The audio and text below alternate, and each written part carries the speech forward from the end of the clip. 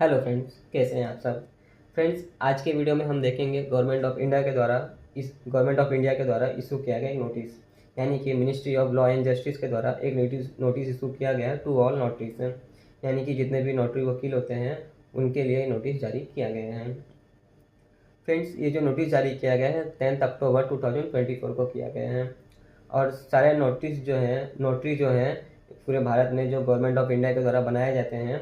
उनको इस नोटिस के द्वारा वार्निंग दिया गया है। कुछ ऐसे कार्य हैं जो इनके द्वारा किए जा रहे थे, यानी कि कुछ ऐसे डॉक्यूमेंट्स हैं जो उनके द्वारा नोटरी किए जा रहे थे, जिनको करने के लिए उनके पास ज्यूरिडिक्शन नहीं है, यानी कि अधिकार क्षेत्र नहीं है। यानी कि गवर्नमेंट ऑफ इंडिया के द्वारा उनको ऐसा कोई भी पावर नहीं दिया गया है ताकि वो उस डॉक्यूमेंट को नोटरी कर सकें। फ्रेंड्स, अगर आपको नोटरी के बारे में नहीं पता होगा तो मैं आपको बता दूं कि आपने देखा होगा कभी आपके आसपास में कोई ऐसे वकील होते होंगे जो नोटरी करते होंगे, या फिर आप कभी कोर्ट वगैरह गए होंगे तो आपने देखा होगा कि कई ऐसे वकील होते हैं जो नोटरी करते हैं, यानी कि जो एफिडेविट होता है स्टैम्प पेपर पे, उसको स्टैम्प करके नोटरी का स्टैम्प मार के उसको नोटरी करते हैं। या फिर आपने कभी कोई एफिडेविट बनवाया होगा, कोई भी एग्जाम्पल आपने एफिडेविट बनवाया होगा तो आपने देखा होगा कि पहले उसको ड्राफ्ट रेडी करते हैं, फिर स्टैम्प पेपर पे प्रिंट करते हैं, फिर आप अपना साइन करते हैं और फिर उसको नोटरी के लिए नोटरी वकील के पास देते हैं, जिसके बाद वो उस पर अपना नोटरी का स्टैम्प लगाते हैं और साइन करते हैं, जिसके बाद वो डॉक्यूमेंट नोटरी हो जाता है, यानी कि वो डॉक्यूमेंट वैलिड कंसिडर किया जाता है। बट कुछ ऐसे डॉक्यूमेंट्स भी हैं जो उनके द्वारा नोटरी किए जा रहे थे, जिनको करने के लिए उनको अधिकार क्षेत्र नहीं है, यानी कि जुरिडिक्शन नहीं है। यानी कि इस नोटिस में कहा गया है कि उनको ऑथराइज नहीं किया गया है, और ना ही जो नोटरी के जो कानून है उसमें कोई ऐसा प्रोविज़न है कि वो ऐसे कार्य कर सकते हैं। तो फ्रेंड्स, हम बढ़ते हैं अपने वीडियो में बिना देर किए, और मैं आपको बता दूं कि ये वीडियो आपके लिए बहुत ही ज़्यादा इन्फॉर्मेटिव है, इसलिए आप इस वीडियो को स्टार्टिंग से लेकर एंड तक देखना ना भूलना। और साथ ही फ्रेंड्स, अगर आपने मेरे चैनल को सब्सक्राइब नहीं किया है तो सब्सक्राइब कर दे, लाइक कर दे और बेल आइकन ऑन कर, ताकि ऐसी इन्फॉर्मेटिव वीडियोस आपको मिल सकें। तो फ्रेंड, अपने वीडियो में हम आगे बढ़ते हैं और देखते हैं कि आखिर गवर्नमेंट ऑफ इंडिया ने ये नोटिस इशू किया क्यों। तो पहले हम ये देख लेते हैं, फिर उसके बाद हम नोटिस पे आते हैं। फ्रेंड्स, हम नोटिस में ही देख लें तो नोटिस का जो पैराग्राफ नंबर 5 है उसमें देखिए सुप्रीम कोर्ट के द्वारा गवर्नमेंट ऑफ इंडिया को ऑर्डर दिया गया है। सुप्रीम कोर्ट में एक मैटर आया था, मैटर का केस टाइटल है भगवान Singh versus state of Uttar Pradesh and another, और इस केस का डायरी नंबर है 18885 ऑफ 2024, और जो डेट ऑफ जजमेंट है वो 20 सितंबर 2024 को। जिस जजमेंट का पैराग्राफ नंबर 37 यहाँ पे आप देख सकते हैं, यहाँ पे आपको दिया गया है, इस नोटिस में ऐड किया गया है। तो इस पैराग्राफ को हम जजमेंट में देख लेते हैं। आपके लिए जजमेंट भी ओपन किया है मैंने, आप देख सकते हैं पैराग्राफ नंबर जो 37 है यहाँ पे दिया गया है, जजमेंट में सुप्रीम कोर्ट के द्वारा ऐड किया गया है, जिसमें सुप्रीम कोर्ट ने कहा है कि जो प्रोफेशन है नोटरी का, वो नोटरी एक्ट 1952 के अकॉर्डिंग रेगुलेट होते हैं, और जो इसके जो फंक्शंस हैं, जो ड्यूटीज़ हैं नोटरीज की, वो सेक्शन 8 में दिया गया है, और इसके जो ट्रांजेक्शन होते हैं वो रूल 11 ऑफ नोटिस रूल 1956 में नियमित हैं। कोर्ट ने इस नोटिस में कहा है, इस पैराग्राफ 37 में सुप्रीम कोर्ट ने कहा है कि कोई भी ऐसा कार्य या चूक जो नोटरी के द्वारा किया गया है उसे मिसकंडक्ट माना जाएगा, और अगर कोई कंप्लेंट्स आता है तो उसे नोटरी के लिए अनफिट माना जाएगा। और इसका अगर हम पैराग्राफ 37 देखें, पैराग्राफ अगर आप 38 देखें तो 38 में क्लियरली दिया हुआ है कि सुप्रीम कोर्ट ने रजिस्ट्री को ये डायरेक्ट किया है कि जो कॉपी सेंड करने के लिए, यानी कि जो जजमेंट की कॉपी है, जो ऑर्डर कॉपी है, वो बार काउंसिल ऑफ इंडिया और गवर्नमेंट ऑफ इंडिया को सेंड करने के लिए दिया है, ताकि वो नेसेसरी जो एक्शंस हैं वो ले सकें, यानी कि जो कार्य हो रहे हैं उस कार्य के लिए नेसेसरी एक्शंस वो ले सकें, जिसके बाद गवर्नमेंट ऑफ इंडिया के द्वारा ये नोटिस जारी किया गया है, जो कि 10 अक्टूबर 2024 को गवर्नमेंट ऑफ इंडिया ने ये नोटिस जारी कर दिया है सारे नोटरीज के लिए। तो हम नोटिस में आगे बढ़ते हैं और देखते हैं कि नोटिस में क्या कुछ कहा गवर्नमेंट ऑफ इंडिया ने लिखा हुआ है। तो नोटरी का जो सब्जेक्ट्स है, हम सब्जेक्ट देख सकते हैं, आपको स्क्रीन पे दिखाई दे रहा होगा, execution of marriage divorce deed by notaries register. R E G जो लास्ट में लिखा हुआ है उसे रजिस्ट्रेशन कहते हैं। फ्रेंड्स यानी कि जो डॉक्यूमेंट्स हैं, यानी कि नोटरी के द्वारा कुछ ऐसे डॉक्यूमेंट्स को नोटरी किया जा रहा था, जैसे कि इसमें सब्जेक्ट में ही दे दिया गया है मैरिज और डाइवोर्स से रिलेटेड, यानी कि डाइवोर्स डीड। कुछ ये ऐसे डॉक्यूमेंट्स थे जो नोटरी के द्वारा नोटराइज किए जा रहे थे, जिसको करने के लिए उनके पास पावर नहीं दिया गया, उनको ऑथराइज नहीं किया गया है।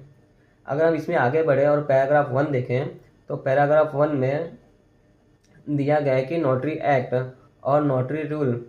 यानी कि नोटरी की जो प्रोफेशन है वो नोटरी एक्ट 1952 और नोटरी रूल 1956 के अकॉर्डिंग रेगुलेट होते हैं। और इसका जो सेक्शन 3 है नोटरीज एक्ट 1952 का, वो सेंट्रल गवर्नमेंट और स्टेट गवर्नमेंट, यहाँ पे दिया हुआ है सेंट्रल गवर्नमेंट और स्टेट गवर्नमेंट, यानी कि दोनों को ये ऑथराइज करता है कि वो लीगल जो प्रैक्टिशनर होते हैं उनको एज ए नोटरी अपॉइंट कर सकें, और अदर जो पर्सन होते हैं जिनको नोटरी के लिए अपॉइंट किया जाता है, यानी कि जिनके पास नोटरी पर लाइसेंस लेने के लिए क्वालिफिकेशन है, उनको central government state government authorise कर सकती है, यानी कि अपॉइंट कर सकती है कि वो नोटरी के जो कार्य है वो कर सकते हैं, यानी कि जो एग्जीक्यूशन का जो पावर है उसे एक्सरसाइज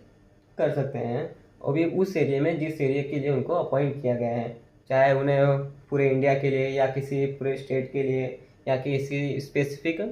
पार्ट के लिए या किसी स्पेसिफिक एरिया के लिए अपॉइंट किया गया है, तो उस एरिया में यानी कि उस अपने जो ज्यूरिडिक्शन है उस ज्यूरिडिक्शन के अंदर अपना जो नोटरी का जो एग्जीक्यूशन का जो पावर है वो एक्सरसाइज कर सके हैं,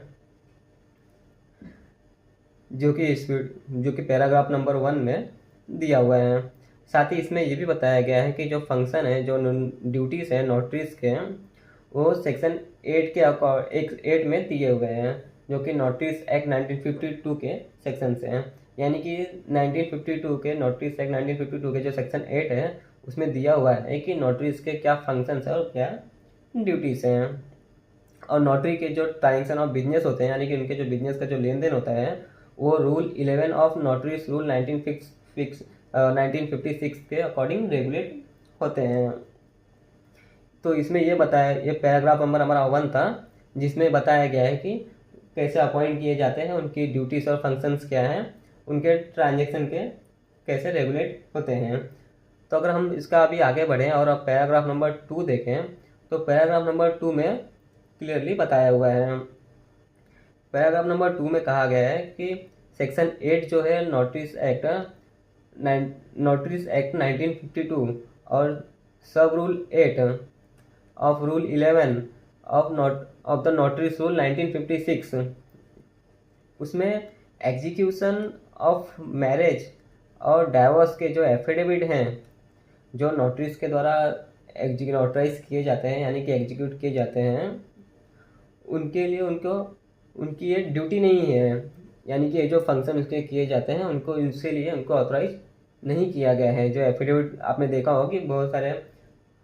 नोटरीज के मैरिज के जो एफिडेविट हैं, डाइवोर्स के जो एफिडेविट है, डाइवोर्स डीड है, वो सब नोटराइज किए जाते हैं। ये नोटरी के फंक्शंस नहीं है, इसमें साफ शब्दों में कहा गया ये नोटरी के फंक्शंस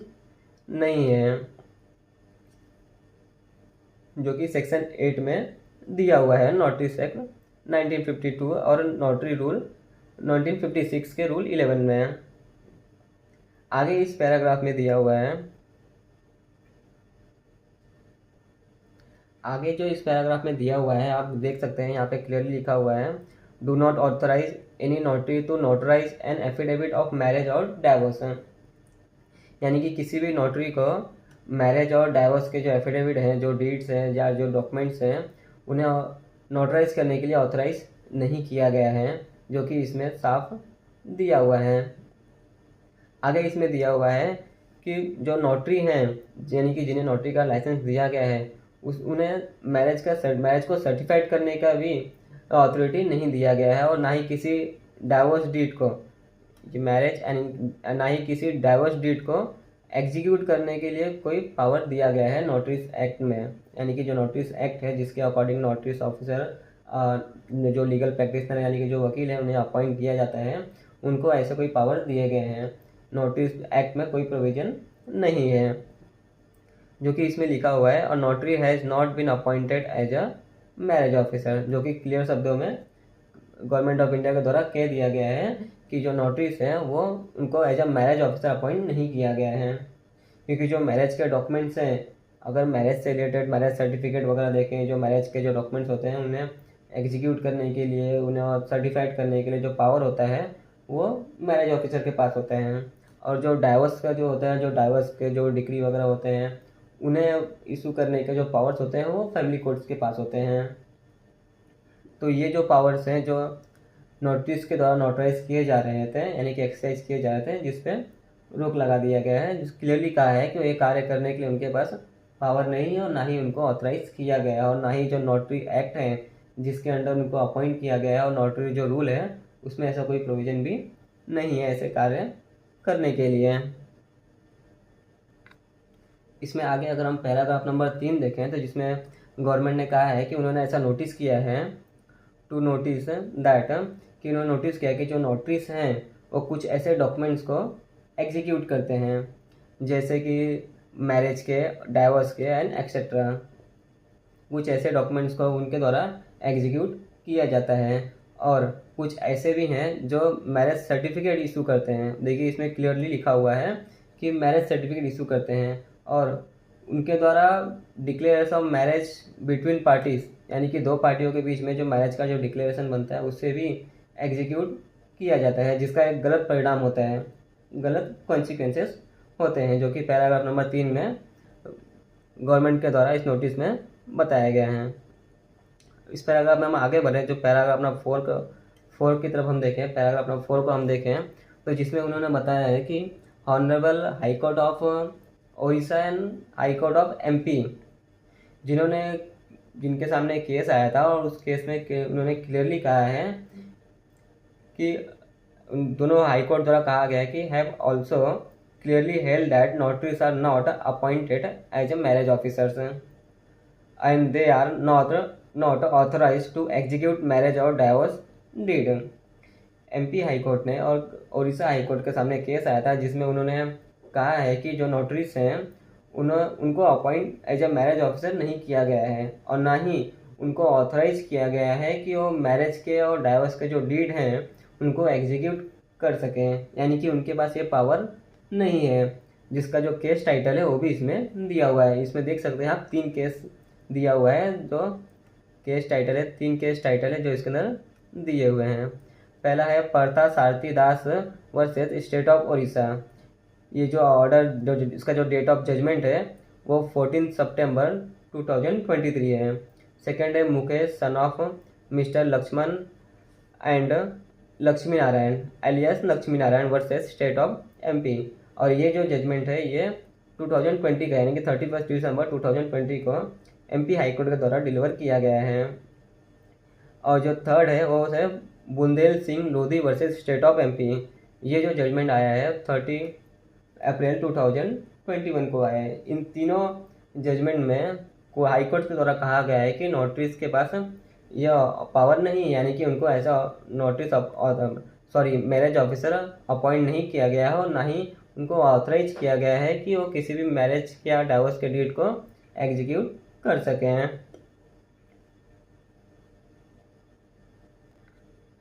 अगर हम पैराग्राफ नंबर 5 देखें तो 5 में साफ शब्दों में इस नोटिस के द्वारा जो नोटरीज है उनको वार्निंग दिया गया है कि अगर वो प्रोफेशनल गिल्टी पाए जाते हैं, यानी कि कोई ऐसा कार्य जो उनको करने के लिए उनको ऑथराइज नहीं किया गया है या उनके पास पावर नहीं है या उनको मना किया गया करने से, अगर वो ऐसा करते हुए देखे जाते हैं तो उसे प्रोफेशनल मिसकंडक्ट माना जाएगा और अप्रोप्रिएट गवर्नमेंट के द्वारा उनके अगेंस्ट एक्शन लिया जाएगा, जो कि नोटरीज रूल 1956 के जो रूल 13 है वो अप्रोप्रिएट गवर्नमेंट को एम्पावर करता है एक्शन लेने के लिए। और साथ ही साथ उनका जो नाम है नोटरी के रजिस्टर से निकाल दिया जाएगा, यानी कि उनके पास जो नोटरी का जो पावर जो दिया गया है वो उनसे छीन लिया जाएगा। ये हमारा जो पैराग्राफ 5 है वो इस बारे में बात करते हैं।